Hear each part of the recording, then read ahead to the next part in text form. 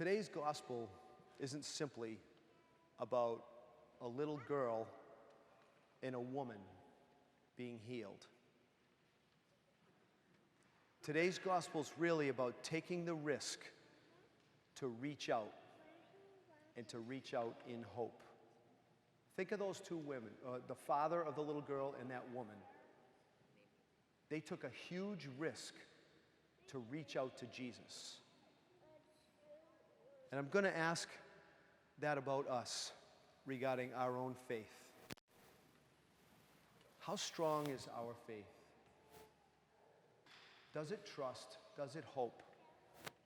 And if you're like me, I'm sure it wavers at times.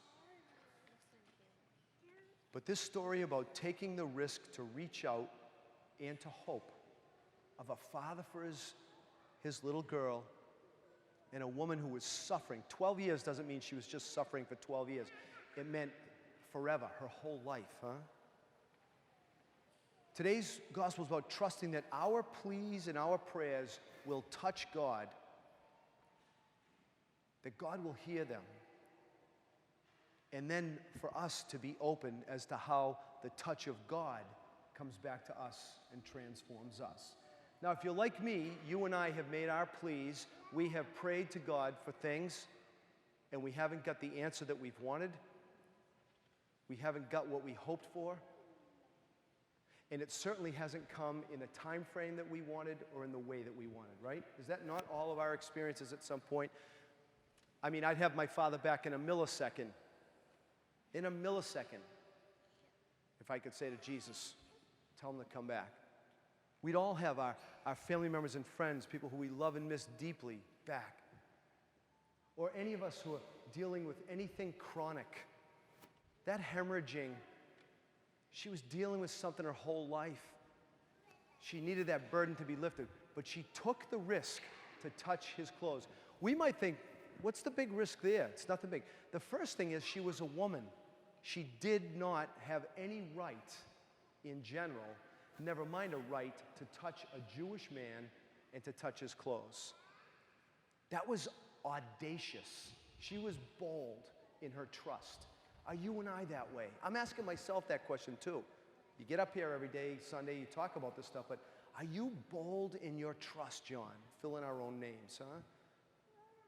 Do we believe that Jesus wants to give us what we need to heal us? Maybe not in the exact way that we want, hope, and expect, or in the timing that we want, but do we believe that God doesn't forget us, that God wants to touch us on that level and give us what we need?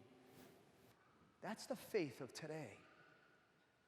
That God wants to transform us even when we take the risk-taking trust and our prayers don't always work out the way that we hope. Think of all the risks that you and I take in life, especially when we're younger. Experimenting,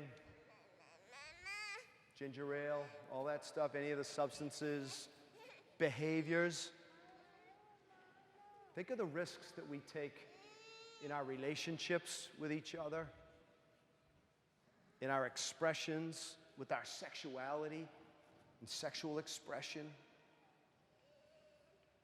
We take risks with extreme adventures, jumping, base diving, like doing all. What about with our faith? Do we take the risk to be audacious and bold and trust in the way that Jesus tells us today in the gospel?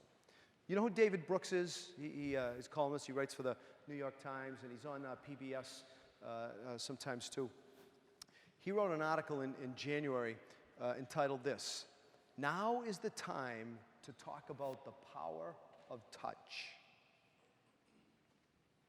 And he spoke about disenchanting emotional or physical touch.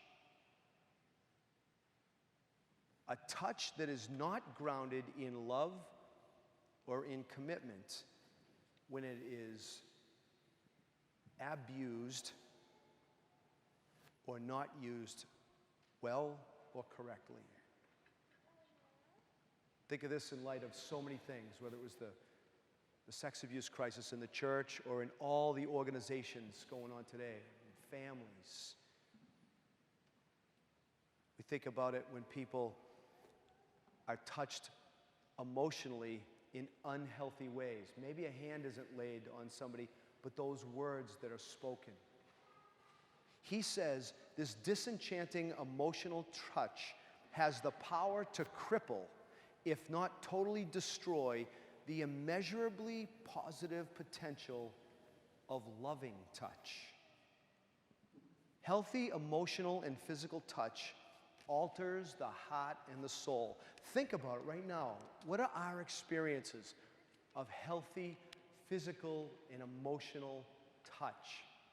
They're nurturing, they're healing, they're life-giving, they're unifying, they're reassuring. They help us to know that we're secure and loved. And then think of those experiences where you and I may have experienced unhealthy physical or emotional touch that have not been any of those things. Healthy touch is touch that heals, that gives life, and that raises us up. It was mentioned 7 times in today's gospel. The crowd pressed in on Jesus. They were touching him. The woman touching the cloak. Come, lay your hand upon my daughter and heal her. Touch is mentioned 7 times.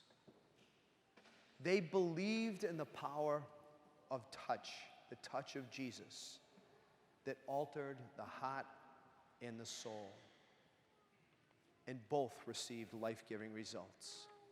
So this week, I'm going to leave us with a couple of thoughts and a couple of questions regarding trust, risk-taking, and touch. Calling that woman daughter, again, doesn't mean much to us, was huge. No status, women. When you call someone daughter or my son, this is something that goes on a deeper level there, huh? If we have had that experience ourselves as sons and daughters, you know there's something. When Jesus uses that language, he uses her in his example. Her trust. He brought her into the community. And when the father went up to Jesus, he was a synagogue official. Jesus was kind of going another way, challenging the synagogue officials. This guy went up, his faith and his trust, it was bold, it was audacious. And what does Jesus say? Don't be afraid. Just have that faith. So I ask us a couple of questions with whatever it is that we're dealing with. Illnesses, challenges, whatever. What is your faith and mine like? Where we're so risky on so many levels in life. Are we risky in our faith to trust? Do we trust like the woman and the father? How afraid are we to throw our stuff out and up to God? 2, where can you and I be more in touch in healthy and life-giving ways in our marriages? How many marriages were that wrapped up a long time ago, huh?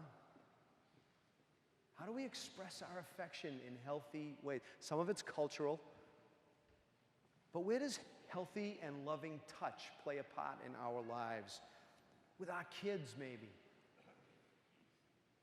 With our aging parents. With each other.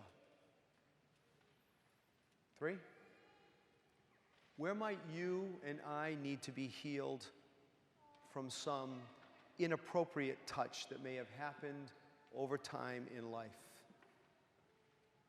Stuff that you haven't been able to shake, or that has made people anxious or afraid or isolated, paralyzing people on some levels.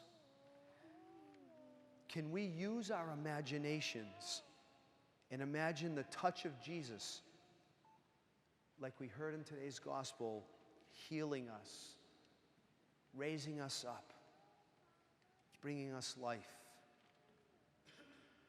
Just imagine that father saying to him, come, just lay your hands on my daughter that she'll get well and she'll live. Can we imagine him doing that to us wherever it is that we feel we need healing, recently or from the past? for ourselves or for a loved one. And then lastly, does touch in our lives, that healthy touch, not the disenchanting emotional touch, bring us closer with each other in real healing and life-giving ways? It's the faith that we hear about today, and it's the faith that we're invited to take a risk with.